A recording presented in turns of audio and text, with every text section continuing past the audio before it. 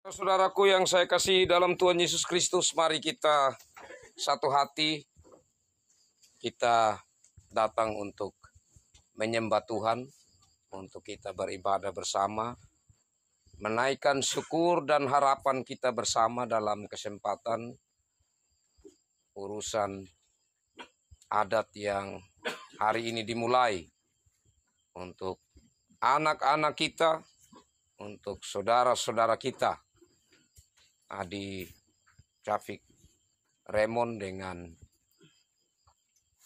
Ardi. Kekasih-kekasih Tuhan, memulai akan ibadah ini saya ajak kita bersama-sama menyanyi Kidung Jemaat 299. Kita nyanyikan 2 kali bersyukur kepada Tuhan.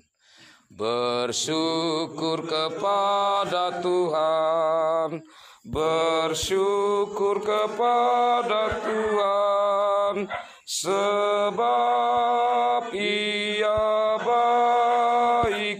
Bersyukur kepada Tuhan, bersyukur kepada Tuhan, bersyukur kepada Tuhan, sebab Ia baik. Bersyukur kepada Tuhan. Mari kita berdoa.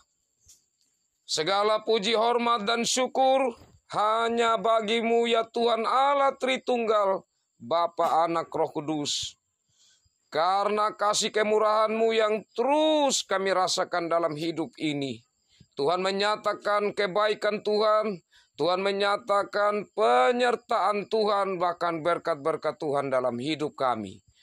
Dan kami bersyukur karena Tuhan juga menyatakan cinta Tuhan yang membangun akan perasaan di mana untuk anak-anak, untuk saudara-saudari kami yang hari ini keluarga dari Tapundung bertemu dengan keluarga di Wanokaka Lahona ini untuk bersama-sama menghargai dan bersama-sama untuk melihat apa yang dapat dilakukan, apa yang dapat didukung sebagai bagian dari cinta Tuhan yang Tuhan berikan kepada kami, terkhususnya untuk anak-anak saudara-saudari kekasih kami.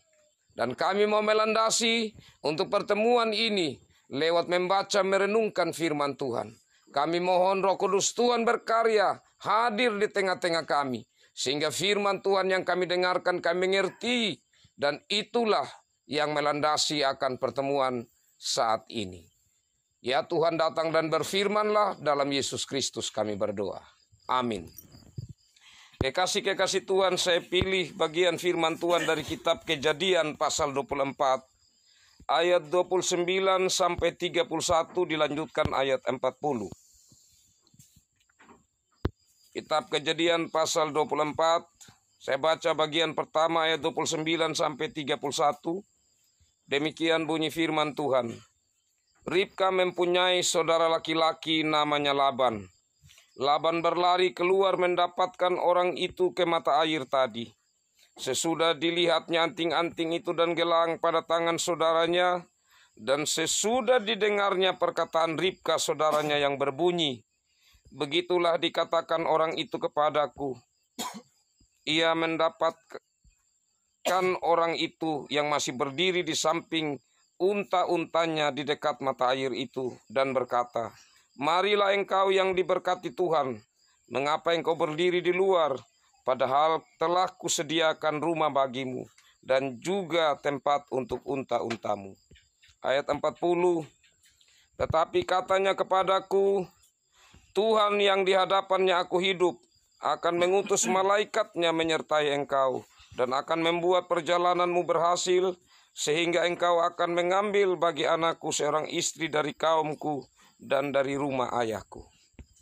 Demikian bagian firman Tuhan ini. Berbahagialah saya dan saudara yang selalu rindu mendengar firman Tuhan, termasuk dalam kesempatan indah ini yang dengan kesungguhan hati telah menempatkan Tuhan yang pertama-tama berbicara kepada kita untuk menjadi landasan di dalam kita melanjutkan apa yang menjadi pembicaraan secara budaya atau adat istiadat. Kekasih-kekasih Tuhan berbicara tentang adat istiadat, tentu di mana-mana tempat itu ada adatnya, ada budayanya. Sebagaimana di zaman hidup ya, nenek moyang dari orang Israel yaitu Abraham, Ishak dan Yakub.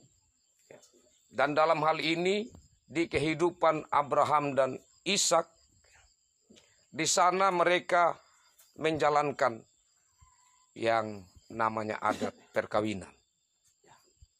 Dan dalam adat mereka di sana itu dia sekaligus pergi, sekaligus selesaikan, sekaligus pulang. Nah, itu dia punya adat di sana. Tentu setiap adat budaya saya katakan tadi berbeda-beda. Dan di sini yang menarik kekasih-kekasih Tuhan dari bagian bacaan firman Tuhan ini, utusan dari Abraham ini pertama-tama telah diberkati oleh Abraham.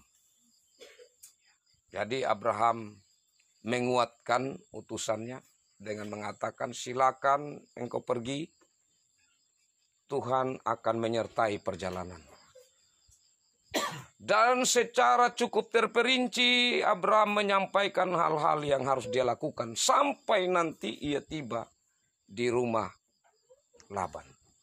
Dan kekasih-kekasih Tuhan, singkat cerita, akhirnya utusan Abraham ini bertemu dengan calon dari anak Abraham yaitu Ishak, yang dia belum kenal karena baru kali itu juga dia pergi.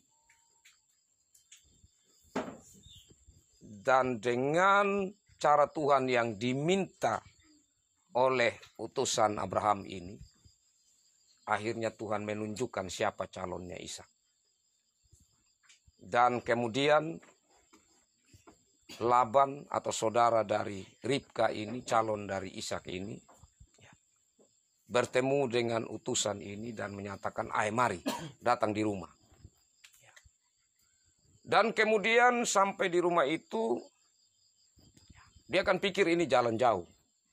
Jadi dia bilang, oke, sekarang sebelum engkau menyampaikan apa yang menjadi maksud tujuanmu, kita makan dulu. Tapi ini utusan Abraham bilang, tidak bisa. Kalau saya belum sampaikan, saya tidak bisa aman. Jadi tunggu saya sampaikan dulu, baru kamu terima apa yang menjadi maksud saya. Baru habis itu kita bisa makan bersama.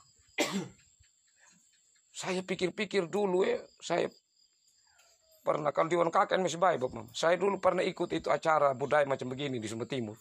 Ya, tapi bukan yang pertama begini. Itu sudah di pertengahan. Itu kalau belum selesai, kita tidak bisa makan. Sampai sudah habis, kadang-kadang kita sarobot sudah lari, di mana yang kios masih buka, kita makan tahan. Nah, itu berbeda-beda kan. Wano Kakak saja dengan Sumber Timur ada sedikit yang berbeda. Ya. Karena itulah, maka pertama-tama kita perlu untuk memahami tentang adat budaya itu sendiri. Kalau dari segi iman Kristen atau pengajaran Kristiani, adat istiadat itu adalah anugerah umum Tuhan. Kenapa dikatakan anugerah umum Tuhan? Karena dalam adat istiadat itu ada hal baik untuk mengatur kepada kebaikan. Tetapi dia bukan wahyu khusus. Atau bukan Alkitab. Alkitab ini yang wahyu khusus. Karena itu, kalau dalam adat istiadat, kita temukan sebentar ada yang sampai bertengkar, bahkan dia punya urusan tidak jadi, tidak beres. Nah itu tadi karena dia masuk dalam anugerah umum. Atau Tuhan sudah berikan kepada kita manusia ini hal baik dalam pikiran kita. Tetapi kan sudah tercemar dengan dosa. Jadi kadang bisa yang baik itu yang sudah ditata, bisa dia tercemar oleh hal-hal yang kalau tidak dikontrol dengan baik. Karena itu maka adat istiadat yang sebenarnya, kalau kita mau kaitkan dengan iman Kristen, dia harus dilandasi dengan kasih. Itu paling pokok. Karena dalam adat istiadat tidak bisa dipungkiri, di situ ada ego. Tidak bisa dipungkiri. Karena adat istiadat itu berhubungan dengan harga diri. Pasti. Tapi di dalamnya dia terbungkus sedikit ego. Jadi kalau tidak berhati-hati kita mencermati secara iman, maka itu nanti kita tidak ketemu jalan keluar. Kalau begitu, benarlah kenapa kita sebagai orang Kristen perlu melandasinya duluan dengan firman Tuhan. Supaya kita tetap berjalan untuk melandasi pikiran kita, untuk melandasi pembicaraan kita dengan Roh Kudus Tuhan yang menolong kita. Kasih itu yang harus ditinggikan. Selanjutnya kekasih-kekasih Tuhan. Kasih yang ditunjukkan oleh Laban ya dengan menerima utusan dari Abraham, dengan penghargaan yang dia berikan kepada utusan dari Abraham. Ya. Itu nampak dari kalimatnya yang kita ikuti tadi. Laban berkata, marilah engkau yang diberkati Tuhan. Jadi dia juga memulai dengan Tuhan. Nampaknya dia orang yang takut akan Tuhan. Nah, kekasih-kekasih Tuhan. Dan di sini pada akhirnya setelah tadi utusan dari Abraham bilang, saya omong dulu baru saya bisa terima apa yang ya Laban tadi minta untuk kita makan bersama. Saya pikir saya omong dulu. Jadi dia mulai sampaikan, kita tahu bersama kisah ini kekasih-kekasih Tuhan. Bahwa utusan dari Abraham itu tidak meninggalkan satu kalimat. Atau dia tidak tambah, dia tidak kurang. Apa yang disampaikan oleh Abraham, itulah juga yang disampaikan. Ini gambaran tentang juru bicara. Juru bicara tentu itu dia meramu kalimat, tetapi kalimat yang disampaikan tidak akan melampaui apa yang dimaksudkan oleh keluarga, dan tidak juga dipotong atau dikasih kurang. Artinya apa yang dibicarakan di sini, itu juga yang disampaikan di sini. Tidak boleh dia berseberangan atau dia melampaui, dia lebih. Nah, kekasih-kekasih Tuhan. Tetapi sekali lagi, apa yang mau disampaikan kalau kita perhatikan cerita ini Bapak Mama, yang disampaikan oleh utusan atau oleh juru bicara Abraham ini, benar-benar dia sampaikan itu dengan dia mau menyanjung Tuhan. Dia mau menyanjung Tuhan. Itu yang penting. Apalagi ini kan kita urus ini, kita punya anak ini, mereka yang sudah mengerti. Apalagi adik vikaris ini hamba Tuhan. Ya. Jadi perlu kita tempatkan betul itu kita pemikiran bahwa apa yang kita lakukan ini supaya nama Tuhan yang dipermuliakan. Itu harus tetap kita landasi. Nah, kekasih-kekasih Tuhan, karena dalam pemahaman dari utusan Tuhan ini, kalau kita perhatikan kata-katanya tadi, Abraham telah mengatakan kepadaku, Tuhan yang di hadapannya aku hidup akan mengutus malaikatnya menyertai engkau dan akan membuat perjalananmu berhasil. Jadi perjalanan kita berhasil itu tergantung bagaimana kita melibatkan Tuhan di dalam. Bagaimana kita mengundang Tuhan dan berjalan bersama-sama dengan Tuhan. Kita yakin dan percaya bahwa dengan kehadiran saja keluarga Darta Bundung itu sebuah niat baik, niat bertanggung jawab yang harus kita respon dengan sukacita di dalam Tuhan. Itu bukan hal yang mudah. Dan tentu lewat ini juga kekasih-kekasih Tuhan, maka kami perlu juga menyampaikan pesan rohani lewat firman Tuhan ini. Karena kita berjalan bersama-sama dengan Tuhan, maka Adi Vikaris dan Ardi, ibu perawat, renungkan baik-baik. Bahwa kalian sudah berjalan di dalam Tuhan. Dan sudah mengundang keluarga ada bersama-sama. Dan di sini kita bersama-sama memulai dengan Tuhan. Harus pikir.